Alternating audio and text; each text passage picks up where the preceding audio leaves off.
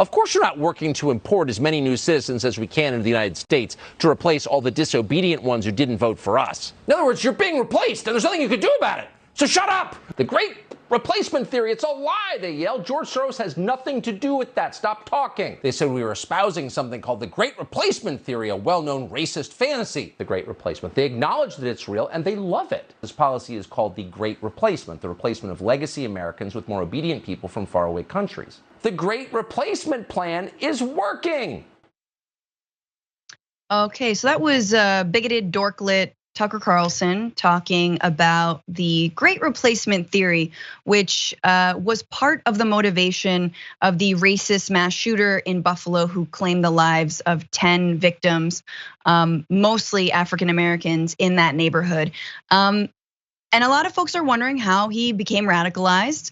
Yes, he was on 4chan. Yes, he had a manifesto, but he referenced this theory, the great replacement theory, multiple times.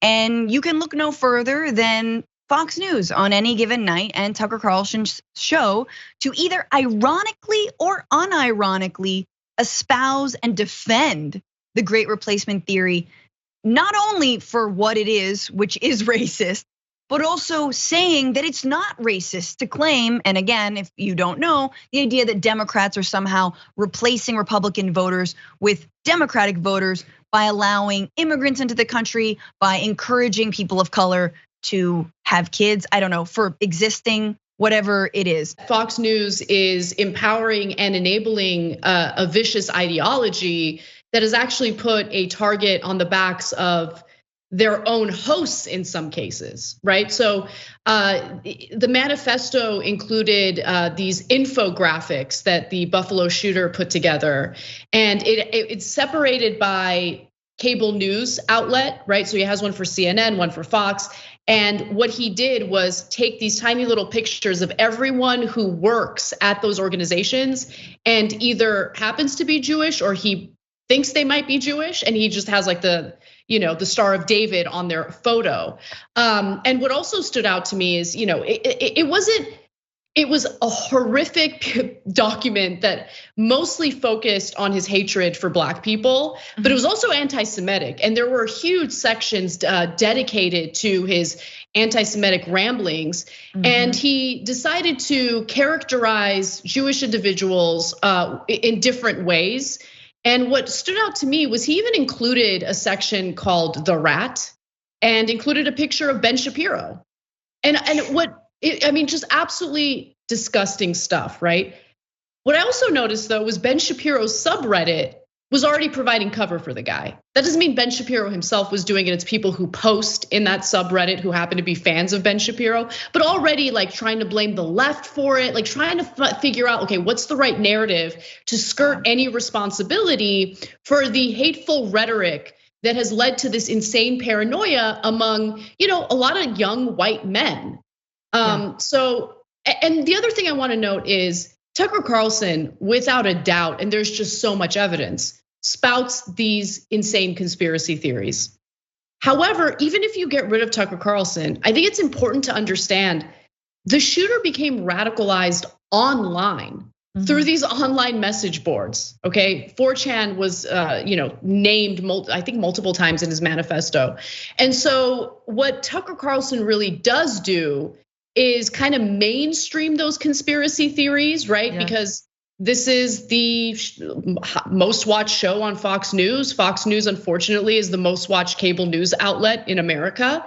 And so it's taking these terrible conspiracy theories from the dark corners of the internet and making them mainstream. Upstate New York Representative Elise Stefanik, the third ranking member of the House GOP, has faced the most criticism for pushing the great replacement theory since the shooting. A series of paid Facebook ads her campaign ran last fall explicitly used great replacement theory rhetoric. So just take a look at some of those ads. Here we've got Elise Stefanik on Facebook saying, Joe Biden, Kamala Harris, and Nancy Pelosi are attempting to flood our voter rolls with 11 million new voters by giving illegal immigrants amnesty.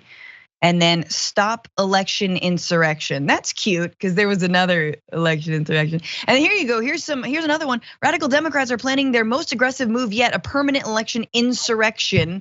Their plan to grant amnesty to 11 million illegal immigrants will overthrow our current electorate and create a permanent liberal majority in Washington.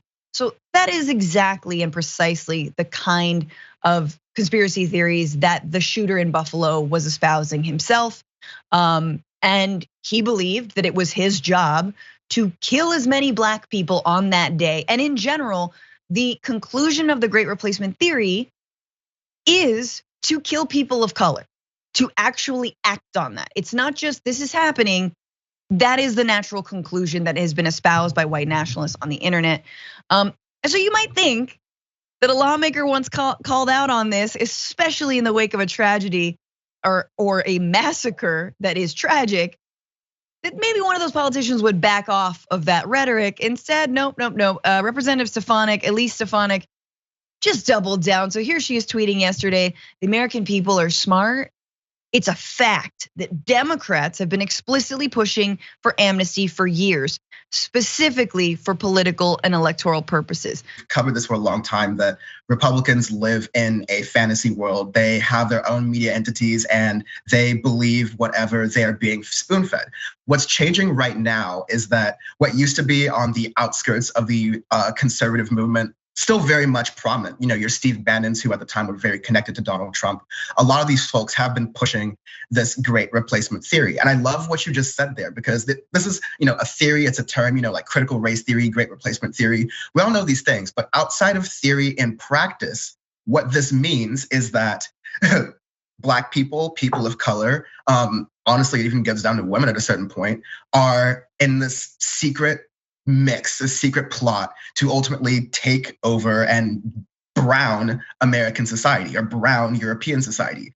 The answer, once you jump out of theory to stop that, always ends up being violence. And when we expect our elected leaders to be a little more cautious and careful around these things, not doing stochastic terrorism and stoking up these fears and resentments, completely baseless, by the way, we would at least expect them to have some conscience, ideally, to be able to say, no, the buck stops with here. I'm not pushing for like racist theories, but Trump taught them that this stuff works, this stuff wins you voters, and you can use those voters to entrench power to do what you really want to do, which is silence the votes of Black people who can legally vote in this country from actually expressing themselves politically, because that's helped the Democratic Party a lot. So This is all a big picture thing for Republican takeover and control, and it's scary.